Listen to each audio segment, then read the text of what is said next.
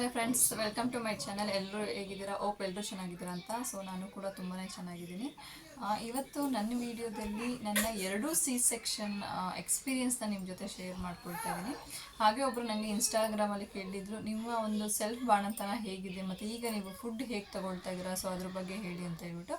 So ನಾನು ಈ ವಿಡಿಯೋನಲ್ಲಿ ನಾನು ಎರಡನ್ನೂ ಕವರ್ ಮಾಡ್ತೀನಿ. ಸೊ ಬನ್ನಿ ವಿಡಿಯೋನ ಸ್ಟಾರ್ಟ್ ಮಾಡೋಣ. ನಾನು ಮೊದಲನೇ ಸಿ ಸೆಕ್ಷನ್ ಬಗ್ಗೆ ಹೇಳೋದಾದರೆ, ಅದು ಪ್ಲ್ಯಾನ್ಡ್ ಸಿ ಸೆಕ್ಷನ್ ಅಲ್ಲ.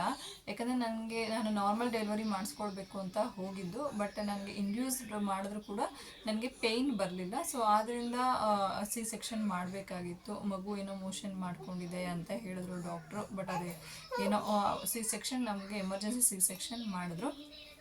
ಸೊ ಆಗ ಸಿ ಸೆಕ್ಷನ್ ಬಗ್ಗೆ ಖಂಡಿತ ನನಗೆ ಏನಂದರೆ ಏನೂ ಗೊತ್ತಿಲ್ಲ. ಅಫ್ಕೋರ್ಸ್ ಎಲ್ರಿಗೂ ಯಾರಿಗೂ ಏನೂ ಗೊತ್ತಿರೋದಿಲ್ಲ ಫಸ್ಟ್ ಸಿ ಸೆಕ್ಷನ್ ಅಂತಂದರೆ. ನನಗೆ ಕೆನಾಲ್ ಮಾತ್ರ ಹಾಕಿದ್ರು, ಡ್ರಿಪ್ಸ್ ಹಾಕೋದಕ್ಕೆ ಅಷ್ಟೇ.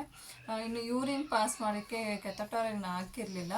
ಅದನ್ನು ಹೇಗೆ ಹಾಕಿದ್ರು ಏನು ಅಂತ ನನಗೆ ಗೊತ್ತೇ ಇಲ್ಲ ಆ್ಯಕ್ಚುಲಿ. ಅನ್ಸ್ಟೇಷಿಯಾ ಕೊಟ್ಟಾದ್ಮೇಲೆ ಏನಾದರೂ ಹಾಕಿದ್ರೋ ಏನೋ ಮೇ ಬಿ ಇರಬಹುದು. ನನಗೆ ಫಸ್ಟ್ ಸಿ ಸೆಕ್ಷನಲ್ಲಿ ಯಾವುದೇ ರೀತಿ ತೊಂದರೆಗಳಾಗಲಿಲ್ಲ ನನಗೆ. ಆ್ಯಕ್ಚುಲಾಗಿ ನಾನು 2 ಸಿ ಸೆಕ್ಷನ್ ಕೂಡ ಮಾಡಿಸ್ಕೊಂಡಿದ್ದು ಸೇಮ್ ಹಾಸ್ಪಿಟ್ಲಲ್ಲೇ, ಬಟ್ ಡಾಕ್ಟರ್ಸ್ ಮಾತ್ರ ಬೇರೆ. ಫಸ್ಟ್ ಸಿ ಸೆಕ್ಷನಲ್ಲಿ ಯಾವುದೇ ರೀತಿ ತೊಂದರೆ ಆಗಲಿಲ್ಲ, ಆರಾಮಾಗಿ ಸಿ ಸೆಕ್ಷನ್ ಆಯಿತು, ಹೆಣ್ಮಗು ಅಂತ ಗೊತ್ತಾಯಿತು. ಸೊ ಆವತ್ತಿನ ದಿವಸ ಹೇಗಿತ್ತು ಅಂತಂದರೆ, ಸೊ ನಾರ್ಮಲಾಗಿ ಅವತ್ತು ಪಿಲ್ಲೋ ಹಾಕ್ಕೊಳ್ಬಾರ್ದು ಅಂತ ಹೇಳ್ತಾರೆ ತಲೆಗೆ. ಸೊ ನಮಗೆ 24 hours ಏನೂ ಕೊಡೋದಿಲ್ಲ, ವಾಟ್ರು ಎಲ್ಲ ಏನೂ ಕೊಡೋದಿಲ್ಲ, ಜಸ್ಟ್ ಡ್ರಿಪ್ಸಲ್ಲೇ ನಾವು ಇರ್ತೀವಿ. ಫಸ್ಟು ನನಗೆ ಕೊಟ್ಟಿದ್ದು ಹಾಸ್ಪಿಟಲಲ್ಲಿ ನಾವು ಅಂದ್ಕೊಳ್ತೀವಿ ತಣ್ಣೀರು ಕುಡಿಯಬಾರ್ದು, ಎಳ್ನೀರು ಕುಡಿಬಾರ್ದು ಅಂತ ಹೇಳಿಬಿಟ್ಟು. ನನಗೆ ಹಾಸ್ಪಿಟ್ಲಲ್ಲಿ ಫಸ್ಟ್ ಕೊಟ್ಟಿದ್ದೆ ನನಗೆ ಕೊಕೊನಟ್ ವಾಟರ್ ಕುಡಿಲಿಕ್ಕೆ ಅಂತ ಕೊಟ್ಟರು 24 hours ಆದಮೇಲೆ. ಸೊ ಅದು ಏನಕ್ಕೆ ಕೊಡ್ತಾರೆ ಅಂತಂದರೆ, ಲಿಕ್ವಿಡ್ ಏನಕ್ಕೆ ಕೊಡ್ತಾರೆ ಫಸ್ಟ್ ಅಂತಂದರೆ, ನಿಮಗೆ ಯಾವುದೇ ರೀತಿ ವಾಮಿಟ್ ಆಗ್ತಿದೆಯಾ, ವಾಮಿಟ್ ಆಗುತ್ತಾ ಅಂತೇಳಿ ಅಬ್ಸರ್ವ್ ಮಾಡ್ತಾರೆ ಡಾಕ್ಟರ್ಸು. ಸೊ ಅದಕ್ಕೋಸ್ಕರ ಕೊಡ್ತಾರೆ.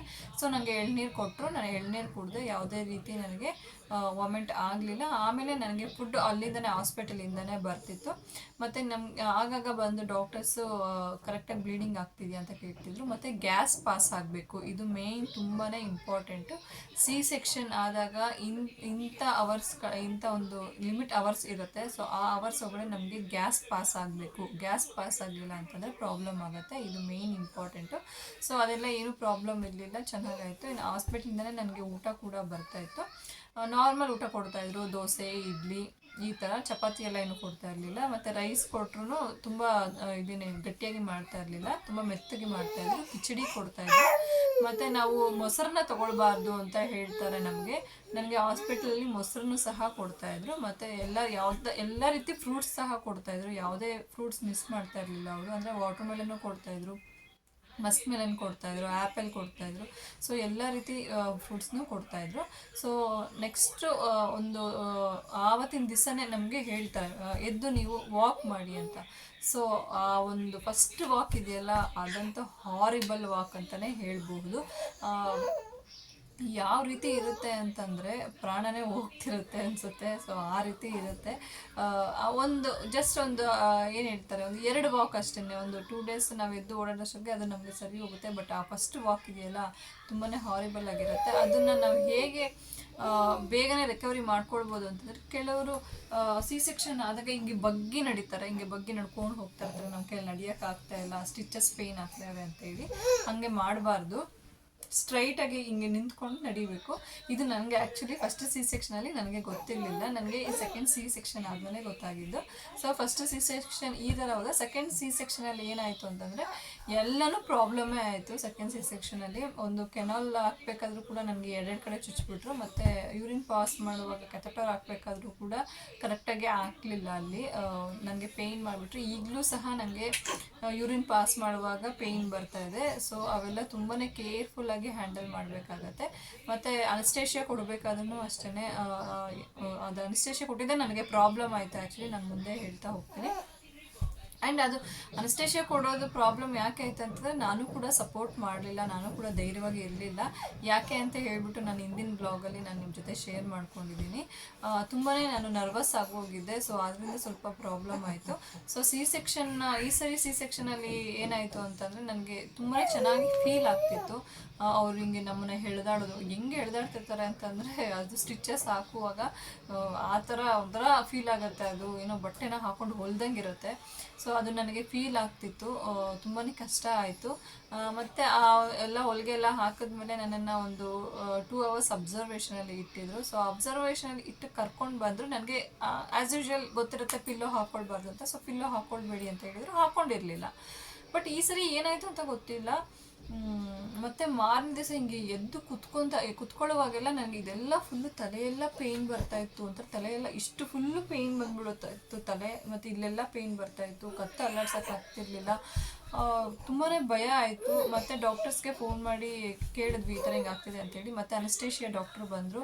ಸೊ ಅವರು ಬಂದು ನೀವು ಪಿಲ್ಲೋ ಹಾಕ್ಕೊಳ್ಬೇಡಿ ಅಂತ ಹೇಳಿದ್ರು. ನಾನು ಪಿಲ್ಲೋ ಹಾಕ್ಕೊಳ್ತಾ ಇಲ್ಲ, ಆದರೂ ನನಗೆ ಪೇಯ್ನ್ ತಡೆಯೋಕ್ಕಾಗ್ತಾಯಿಲ್ಲ ಅಂತ ಹೇಳಿದೆ. ಆವಾಗ ಅವರು ಹೇಳಿದ್ರು ಅದು ಅನಸ್ಟೇಷಿಯಾ ಕೊಟ್ಟಿರೋದು ಲಿಕ್ವಿಡ್ ಏನೋ ಇಲ್ಲಿ ಸ್ಪೈನಲಲ್ಲಿ ಉಳ್ಕೊಂಡಿರುತ್ತಂತೆ. ಸೊ ಅದು ನೀವು ಎದ್ದು ಕುತ್ಕೊಂಡಾಗ ನಿಮಗೆ ಪೇಯ್ನ್ ಬರುತ್ತೆ ಅಂತ ಹೇಳಿದ್ರು. ನಾನು ಈ ಸರಿ C-ಸೆಕ್ಷನಲ್ಲಿ ಅನುಭವಿಸಿದಂಥ ಒಂದು ಕೆಟ್ಟ ಒಂದು ಇದು ಅಂತಲೇ ಹೇಳ್ಬೋದು, ಅಷ್ಟು ಪೇಯ್ನ್ ನನಗೆ. ಸೊ ಯಾರಾದರೂ ಈ ವಿಡಿಯೋ ನೋಡ್ತಿರೋರು ಮುಂದೆ C-ಸೆಕ್ಷನ್ ಮಾಡಿಸ್ಕೊಳ್ಳೋರು ಯಾರಾದರೂ ಇದ್ದರೆ ದಯವಿಟ್ಟು ನೀವು ಹಾಸ್ಪಿಟ್ಲಲ್ಲಿ ಇರೋ ದಿವಸದವರೆಗೂ ನೀವು ಪಿಲ್ಲೋನ ಯೂಸ್ ಮಾಡಬೇಡಿ. ಆಲ್ಮೋಸ್ಟ್ ನೀವು 1 ವಾರ ಪಿಲ್ಲೋ ಯೂಸ್ ಮಾಡಲಿಲ್ಲ ಅಂತಂದ್ರೂ ಬೆಟರ್ ಅಂತ ಹೇಳ್ತೀನಿ. ಅಷ್ಟು ಪೇಯ್ನ್ ಇತ್ತು ನನಗೆ ಹಾಸ್ಪಿಟ್ಲು ಮುಗಿಸ್ಕೊಂಡು ಡಿಸ್ಚಾರ್ಜ್ ಮಾಡ್ಕೊಂಡು ಬಂದಮೇಲೆ ಕೂಡ, ಮನೆಗೆ ಬಂದಮೇಲೆ ಕೂಡ ಒಂದು 3-4 days ನನಗೆ ಕಂಟಿನ್ಯೂಸ್ ಆಗಿ ಪೇಯ್ನ್ ಇತ್ತು. ಈಗಲೂ ಸಹ ಪೇಯ್ನ್ ಬರ್ತಾ ಇದೆ ನನಗೆ. ಯಾವಾಗಾದರೂ ನಾನು ಆ ಕಡೆ ಈ ಕಡೆ ಏನಾದರೂ ಸಪೋರ್ಟ್ ಇಲ್ದಿರ ಮಲ್ಕೊಂಡಾಗ ನನಗೆ ಈ ಪೋರ್ಷನ್ ತುಂಬಾ ಪೇಯ್ನ್ ಬರ್ತಾಯಿದೆ. ಸೊ ಅದು ತುಂಬಾ ಪ್ರಾಬ್ಲಮ್ ಆಯಿತು ನನಗೆ. ಯಾರಾದರೂ ಈ ವಿಡಿಯೋನ ನೋಡ್ತಾ ಇದ್ದರೆ ದಯವಿಟ್ಟು ಅದನ್ನು ಗಮನದಲ್ಲಿ ಇಟ್ಕೊಳ್ಳಿ. ಮತ್ತು ನೆಕ್ಸ್ಟ್ ಡೇನೇ ನನಗೆ same as usual coconut water, ಯಾಕಂದರೆ ಸೇಮ್ ಹಾಸ್ಪಿಟ್ಲ್ ಇರೋದ್ರಿಂದ ನಮ್ಗೆ ಅದೇ ಫುಡ್ ರೋಟೀನ್ ಇತ್ತು, same coconut water same food. So 2ನೇ ದಿವಸಕ್ಕೆ ನನಗೆ ಡಾಕ್ಟ್ರು ಎದ್ದು ಓಡಾಡಿ ಅಂತ ಹೇಳಿದ್ರು. ಸೊ ಎದ್ದು ಓಡಾಡೋಕ್ಕೆ ಸ್ಟಾರ್ಟ್ ಮಾಡಿದೆ. ನಾನು ಆ್ಯಸ್ ಯೂಶ್ವಲ್ ನಿಮಗೆ ಹೇಳಿದ್ರೆ ನಾನು ಈ ಥರ ಬಗ್ಗಿ ಓಡಾಡ್ತಾ ಇದ್ದೆ. Pain, heavy pain. ಆವಾಗ ಅಲ್ಲೊಬ್ಬರು ನರ್ಸ್ ಇದ್ದರು ಪಕ್ಕದಲ್ಲೇ, ಇನ್ನೊಬ್ಬರು ಪೇಷಂಟ್ನ ನೋಡ್ತಾಯಿದ್ರು. ಸೊ ಅವ್ರು ಯಾಕೆ ಆ ಥರ ವಾಕ್ ಮಾಡ್ತಾಯಿದ್ದೀರಾ ಅಂತ ಕೇಳಿದ್ರು. ನನಗೆ ತುಂಬ ಪೇಯ್ನ್ ಆಗ್ತಾಯಿದೆ. ಇಲ್ಲ ನೀವು ಪೇಯ್ನ್ ಆದರೂ ಪರವಾಗಿಲ್ಲ, ನೀವು ಬೆನ್ನನ್ನು ಸ್ಟ್ರೈಟ್ ಮಾಡಿ ಹೊಟ್ಟೆನ ಕರೆಕ್ಟಾಗಿ ಸ್ಟ್ರೈಟ್ ಮಾಡಿಕೊಂಡು ನಡೀರಿ, ಇಲ್ಲ ಅಂತಂದರೆ ನಿಮಗೆ ಬೇಗ ಪೇಯ್ನ್ ರಿಲೀಫ್ ಆಗೋದಿಲ್ಲ ಅಂತ ಹೇಳಿದ್ರು. ಸೊ ಹೌದು ಅಂತ ಹೇಳ್ಬಿಟ್ಟು ನಾನು ಹಿಂಗೆ ನೀಟಾಗಿ ಆವಾಗ ಬೆನ್ನನ್ನು ಸ್ಟ್ರೈಟ್ ಮಾಡಿ ಆ್ಯಸ್ ಯೂಶ್ವಲ್ ನಾನು ಹೇಗೆ ನಡೆಯೋಕ್ಕೆ ಸ್ಟಾರ್ಟ್ ಮಾಡ್ತೀನಿ, ಹೇಗೆ ವಾಕ್ ಮಾಡ್ತೀನೋ ಅದೇ ರೀತಿಯೇ ವಾಕ್ ಮಾಡೋಕ್ಕೆ ಸ್ಟಾರ್ಟ್ ಮಾಡಿದೆ. ಸೊ ನನಗೆ ಅವತ್ತಿನ ದಿವಸನೇ ನೋವು ಕಡಿಮೆ ಆಗೋಯಿತು. ನೀವು ಎದೊಳ್ಬೇಕಾದ್ರೂ ಅಷ್ಟೇ ಯಾರದೇ ರೀತಿ ಸಪೋರ್ಟ್ ತೊಗೊಳ್ಬೇಡಿ. ನೀವೇ ಆ ಕಡೆ ಸೈಡ್ಗೆ ರೈಟ್ಗೋ ಅಥವಾ ಲೆಫ್ಟ್ಗೋ ನೀವೇ ಏನಾದರೂ ಸಪೋರ್ಟ್ ತೊಗೊಂಡು ನೀವೇ ಎದೊಳಕ್ಕೆ ಪ್ರಯತ್ನ ಪಡಿ. ಆವಾಗ ನಿಮಗೆ ಬೇಗನೆ ಪೇಯ್ನ್ ಕಡಿಮೆ ಆಗುತ್ತೆ. ಸೊ ನಾನು ಮಾಡಿದ ರೀತಿಯೂ ಹಾಗೆಯೇ. ಸೊ ನನಗೆ ಅದು ಬೇಗನೆ ಪೇಯ್ನ್ ಕಡಿಮೆ ಆಯಿತು. ನಾನು ಸೆಕೆಂಡ್ C-ಸೆಕ್ಷನ್ನು ನಮ್ಮ ಮನೆ ಇರೋದು 3rd ಫ್ಲೋರಲ್ಲಿ ನಮ್ಮ ಮನೆ ಇರೋದು. ನಾನು 3rd ಫ್ಲೋರ್ವರೆಗೂ ನಾನೊಬ್ಬಳೇ ಅಂದರೆ ಮೆಟ್ಲು ಹತ್ಕೊಂಡು ಬಂದೆ. ಸೊ ನನಗೆ ಅಷ್ಟು ಪೇಯ್ನ್ ಕಡಿಮೆ ಆಗೋಗ್ಬಿಟ್ಟಿತ್ತು. ಇದು ನನ್ನ ಒಂದು C-ಸೆಕ್ಷನ್ ಎಕ್ಸ್ಪೀರಿಯೆನ್ಸು. ಎಲ್ರಿಗೂ ಗೊತ್ತಿರುತ್ತೆ, ನಾನು ತುಂಬ ಡೆಪ್ತಾಗಿ ಏನು ಹೇಳೋಕ್ಕೆ ಹೋಗೋದಿಲ್ಲ. ನನಗೆ ಏನು ಪ್ರಾಬ್ಲಮ್ ನಾನು ಫೇಸ್ ಮಾಡಿದ್ದೀನಿ ಅಷ್ಟು ಮಾತ್ರ ಹೇಳಿದ್ದೀನಿ. ಇನ್ನು ನನ್ನ ಸೆಲ್ಫ್ ಬಾಣಂತನದ ಬಗ್ಗೆ ಹೇಳೋದಾದರೆ ಏನು ಹೇಳೋದು, ಸೆಲ್ಫ್ ಬಾಣಂತನದ ಬಗ್ಗೆ ನಾವು ಮಾಡಿಕೊಳ್ಳೇಬೇಕು. ನಮ್ಮ ಒಂದು ಆರೋಗ್ಯ ಕೂಡ ನಾವು ನೋಡ್ಕೊಳ್ಬೇಕು, ಹಂಗೆ ಕೆಲಸ ಕೂಡ ಆಗಬೇಕು. ಸೊ ಆ ರೀತಿ ನಾನು ಮಾಡ್ಕೊಳ್ತೀನಿ. ಜಸ್ಟ್ ಏನಿಲ್ಲ, ನಾನು ಪಾತ್ರೆ ತೊಳೆಯೋದಕ್ಕೆ ಗ್ಲೌಸ್ನ ತೊಗೊಂಡಿದ್ದೀನಿ. ಆ ಗ್ಲೌಸ್ನ ಯೂಸ್ ಮಾಡ್ತೀನಿ. ಆ ಗ್ಲೌಸ್ನ ಕೂಡ ತೋರಿಸ್ತೀನಿ ನಿಮಗೆ. ಸೊ ಈ ಥರ ಗ್ಲೌಸ್ನ ನಾನು ತೊಗೊಂಡು ಇಟ್ಕೊಂಡಿದ್ದೀನಿ. ಫ್ಲಿಪ್ಕಾರ್ಟಲ್ಲಿ ತೊಗೊಂಡೆ ನಾನಿದು. ಇದು ಒಳಗಡೆ ಕ್ಲಾತ್ ಬಂದಿದೆ. ನೀವು ನನ್ನ ಕೈಗೆ ವಿಯರ್ ಮಾಡಿಕೊಂಡು ನಾನು ಪಾತ್ರೆನ ತೊಳ್ಕೊಳ್ತೀನಿ. ಒಳಗಡೆ ಇದು ಏನು ಇದಾಗಲ್ಲ, ಆಗೋದಿಲ್ಲ. ಸೊ ಈ ಥರ ಯೂಸ್ ಮಾಡಿಕೊಂಡು ನಾನು ಪಾತ್ರೆನ ತೊಳ್ಕೊಳ್ತೀನಿ. ಇನ್ನು ನಾನು ಬಟ್ಟೆ ಏನಾದರೂ ಇನ್ ಕೇಸ್ ಏನಾದರೂ ಪಾಪು ಬಟ್ಟೆನ ಏನಾದರೂ ಒಗಿಬೇಕು, ಸುಸು ಬಟ್ಟೆ ಒಗಿಬೇಕು ಅಂದ್ರೂ ಅಷ್ಟೇ ಈ ಥರ ಗ್ಲೌಸ್ ಹಾಕ್ಕೊಂಡು ನಾನು ಬಟ್ಟೆ ಒಗ್ಕೊಳ್ತೀನಿ. ಇನ್ನು ಮಿಕ್ಕಿದ ಬಟ್ಟೆಗಳನ್ನ ನಾನು ಆ್ಯಸ್ ಯೂಶ್ವಲ್ ನಾನು ವಾಷಿಂಗ್ ಮಿಷಿನ್ಗೆ ಹಾಕ್ಕೊಳ್ತೀನಿ. ಆ್ಯಂಡ್ ಎವ್ರಿ ಟೈಮ್ ನಾನು ಕಿವಿಗೆ ಹತ್ತಿ ಇಟ್ಟಿರ್ತೀನಿ. ಇವಾಗ ಏನಂತಂದರೆ ವೆದರು ನಿಮಗೆ ಏನಾದರೂ ಸಮ್ಮರ್ ಏನಾದರೂ ಇದ್ದಿದ್ರೆ ನೀವು ತೊಂದರೆ ಇಲ್ಲ, ನೀವು ಆರಾಮಾಗಿ ನೀವು ತಣ್ಣೀರಲ್ಲೇ ಕೆಲಸ ಮಾಡ್ಕೊಳ್ಬೋದು, ಅದೇನು ತೊಂದರೆ ಆಗೋದಿಲ್ಲ. ಇವಾಗ ನಿಮಗೆ ಹೊರಗಡೆ ವೆದರ್ ಚೆನ್ನಾಗಿಲ್ಲ. ಸೊ ಸ್ವಲ್ಪ ಚಳಿ ಇದೆ, ಗಾಳಿ ಇದೆ. ಈಗ ಇನ್ನೇನು ಆಷಾಢ ಸ್ಟಾರ್ಟ್ ಆಗ್ತಾ ಇದೆ. ಸೊ ಆದ್ದರಿಂದ ನಿಮಗೇನಾದರೂ ಆದರೆ ಮಗುಗೇನಾದರೂ ಆಗುತ್ತೆ ಅನ್ನೋದಷ್ಟೇ ಕನ್ಸರ್ನು. ನಿಮಗೇನಾದರೂ ಜಾಸ್ತಿ ಗಾಳಿ ಹೋಗಿ ತುಂಬ ಥಂಡಿ ಆಗಿ ನಿಮಗೇನಾದರೂ ಕೋಲ್ಡ್ ಆದರೆ ಮಗು ಅದೇ ಹಾಲನ್ನೇ ಕುಡಿಯುತ್ತೆ. ಸೊ ಮಗುಗೂ ಕೂಡ ಕೋಲ್ಡ್ ಆಗೋ ಚಾನ್ಸಸ್ ಜಾಸ್ತಿ ಇರುತ್ತೆ. ಸೊ ಆದ್ದರಿಂದ ನೀವು ಸ್ವಲ್ಪ ಬೆಚ್ಚಗಿದ್ರೆ ಒಳ್ಳೆಯದು ಅಂತೇಳಿ ಅಷ್ಟೇ. ಸೊ ಕಿವಿಗೆ ಹತ್ತಿ ವೇರ್ ಮಾಡ್ತೀನಿ. ಮತ್ತು ಕಾಲಿಗೆ ಸಾಕ್ಸು ಮತ್ತು ಚಪ್ಪಲಿ ರೆಗ್ಯುಲರಾಗಿ ನಾನು ಅದನ್ನು ಯೂಸ್ ಮಾಡ್ತೀನಿ. ಇನ್ನು ಕುಡಿಯೋದಕ್ಕೆ ಬಿಸಿನೀರನ್ನ ಯೂಸ್ ಮಾಡ್ತೀನಿ. ಇನ್ನು ಮನೆ ಒರೆಸ್ಕೊಳ್ಳುವಾಗೂ ಅಷ್ಟೇ, ನಾನು ಬಿಸಿನೀರಲ್ಲೇ ಮನೆ ಒರೆಸ್ಕೊಳ್ಳೋಕೆ ಹೋಗ್ತೀನಿ. ಆಲ್ಮೋಸ್ಟ್ ನನಗೆ ಪಾತ್ರೆ ತೊಳೆಯೋದ್ರಲ್ಲಿ ನಮ್ಮ ಹಸ್ಬೆಂಡ್ ಹೆಲ್ಪ್ ಮಾಡ್ತಾರೆ. ನಮ್ಮ ಹಸ್ಬೆಂಡ್ ಈವನ್ ಏನಾದರೂ ಕೆಲಸದ ಬ್ಯುಸಿನಲ್ಲಿ ಬರೋಕ್ಕಾಗಲಿಲ್ಲ, ನಾನು ತೊಳಿಲೇಬೇಕು ಅಂದಾಗ ನಾನು ಈ ಥರ ಗ್ಲೌಸ್ನ ಯೂಸ್ ಮಾಡ್ಕೊಳ್ತೀನಿ. ಇನ್ನು ಫುಡ್ ಬಗ್ಗೆ ಬರೋದಾದರೆ, ಫುಡ್ಡಲ್ಲಿ ನಾರ್ಮಲ್ ಫುಡ್ ತೊಗೊಳ್ತಾ ಇದ್ದೀನಿ ಫ್ರೆಂಡ್ಸ್. ನಾನು ಯಾವುದೇ ರೀತಿ ಪಥ್ಯನ ಮಾಡ್ತಾ ಇಲ್ಲ. 3 ತಿಂಗಳು ಪಥ್ಯನಲ್ಲಿ ಇದ್ದೆ, ಅಮ್ಮ ಮಾಡ್ಕೊಳ್ತಾ ಇದ್ರು. ಜಾಸ್ತಿ ಮೆಣಸನ್ನ ಯೂಸ್ ಮಾಡ್ತಿದ್ರು ಅವರು. ಸೊ 3 ತಿಂಗಳು ಪಥ್ಯ ಮಾಡಿದ್ದೀನಿ. ಬಟ್ ಈಗ ನಾನು ಯಾವುದೇ ರೀತಿ ಪಥ್ಯ ಮಾಡ್ತಾ ಇಲ್ಲ. ನಾನು ನಾರ್ಮಲ್ ಊಟನ ತೊಗೊಳ್ತಾ ಇದ್ದೀನಿ. ಮಾಡ್ತಿರೋದು ಏನಪ್ಪ ಅಂತಂದರೆ, ಹಸಿಮೆಣ್ಸಿನ್ಕಾಯಿನ ತಿಂತಾ ಇಲ್ಲ. ಹಸಿಮೆಣ್ಸಿನ್ಕಾಯಿ ಕಂಪ್ಲೀಟಾಗಿ ನಾನು ಸ್ಟಾಪ್ ಮಾಡಿದ್ದೀನಿ. ಇನ್ನು ಫ್ಯೂಚರಲ್ಲೂ ಸ್ಟಾಪ್ ಮಾಡಬೇಕಂತ ಅಂದ್ಕೊಂಡಿದ್ದೀನಿ. ಸೊ ಈಗ ಹಸಿಮೆಣ್ಸಿನ್ಕಾಯಿ ತೊಗೊಳ್ತಾ ಇಲ್ಲ. ಮತ್ತು ಹಸಿ ಕೊಬ್ಬರಿ ತಿನ್ನಲ್ಲ ನಾನು ಎಲ್ಲದಕ್ಕೂ ಒಣ ಕೊಬ್ಬರಿನೇ ಯೂಸ್ ಮಾಡ್ತೀನಿ. ಹಸಿ ಕೊಬ್ಬರಿ ತಿನ್ನಬಾರ್ದು. ಮತ್ತು ಯಾವುದೇ ರೀತಿ ಕಾಳುಗಳನ್ನ ತೊಗೊಳ್ತಾ ಇಲ್ಲ. ಕಾಳುಗಳು ತಿಂದರೆ ಗ್ಯಾಸ್ಟ್ರಿಕ್ ಆಗುತ್ತೆ ಮತ್ತು ಥಂಡಿ ಆಗುತ್ತೆ ಅಂಥೇಳಿ ತೊಗೊಳ್ತಾ ಇಲ್ಲ. ಇನ್ನು ಹಲಸಿನ ಹಣ್ಣು ತಿನ್ನಂಗಿಲ್ಲ.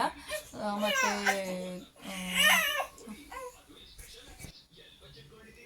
ಹಲಸಿನ ಹಣ್ಣು ಮತ್ತು ಅಣಬೆ ತಿನ್ನಂಗಿಲ್ಲ, ಮತ್ತು ಕಜ್ಜಾಯ ತಿನ್ನಂಗಿಲ್ಲ, ಬದನೆಕಾಯಿ ತಿನ್ನಂಗಿಲ್ಲ. ಸೊ ಈ ಥರ ಕೆಲವೊಂದು ವೆಜಿಟೇಬಲ್ಸ್ನ ತೊಗೊಳ್ತಾ ಇಲ್ಲ ಅಷ್ಟೇ. ಅದು ಬಿಟ್ಟರೆ ನಾನು ಇನ್ನೆಲ್ಲ ರೀತಿಯ ಫುಡ್ಗಳನ್ನೂ ತೊಗೊಳ್ತಾ ಇದ್ದೀನಿ. ಮತ್ತು ಮೊಸರು ಸಹ ತೊಗೊಳ್ತಾ ಇಲ್ಲ ಸದ್ಯಕ್ಕೆ. ಇನ್ನು ಸಮ್ಮರ್ ಆಗಿದ್ದಿದ್ರೆ ತೊಗೊಳ್ತಿದ್ದೆ. ಬಟ್ ಈಗ ವೆದರ್ ಚೆನ್ನಾಗಿಲ್ದಿರೋದ್ರಿಂದ ಮೊಸರು ಸಹ ತಿಂತಾ ಇಲ್ಲ ನಾನು.